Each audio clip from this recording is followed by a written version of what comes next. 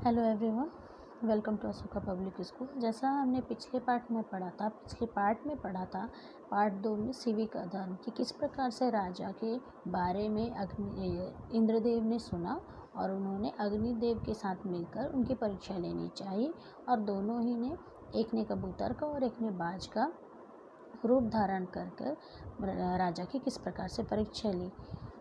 हम आगे पढ़ते हैं।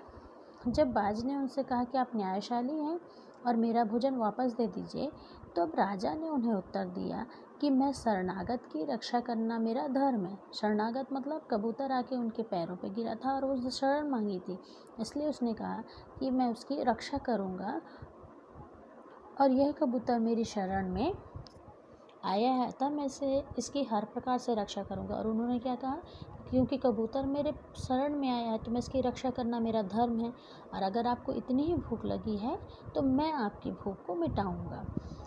तब बाज ने उनसे कहा कि मैं तो एक मांसाहारी प्राणी हूँ, यानी मैं मांस के छोड़ और कुछ नहीं खाता हूँ, तो फिर आप मेरा भूख कैसे मिटाएंगे? मैं केवल मांस खा सकता हूँ और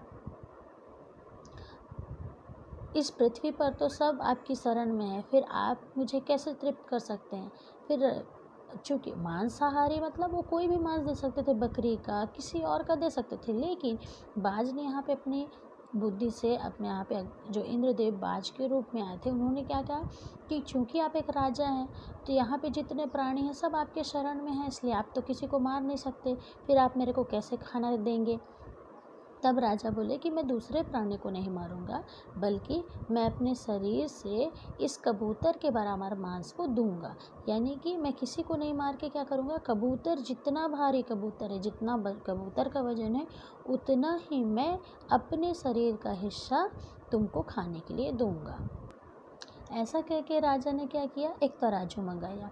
तराजू जिसमें हम सामान को तौलते हैं।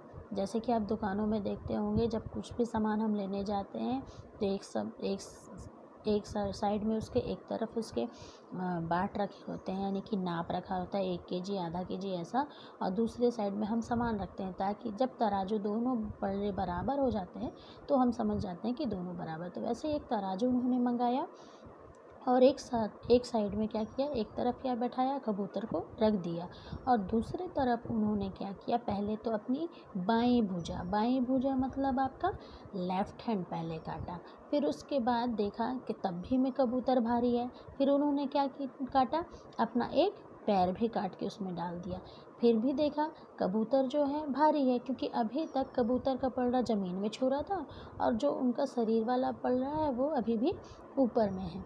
तो उनको बड़ा आश्चर्य हुआ। फिर वो बोले कि कोई बात नहीं, अब ऐसा करता हूँ कि मैं अपना पूरा शरीर ही इसमें रख देता हूँ, मेरा पूरा शरीर ही आप खा लो, वो कबूतर के बराबर ही होगा।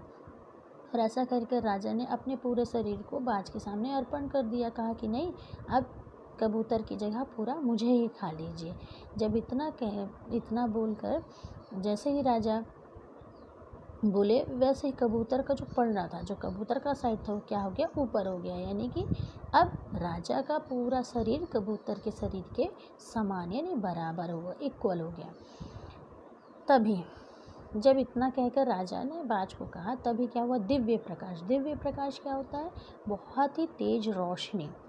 जैसे ही तेज रोशनी हुई तो जो बाज था वो अपने रूप में यानी इंद्रदेव के रूप में, और जो कबूतर था वो अपने रूप में यानी अग्निदेव के रूप में आ गया।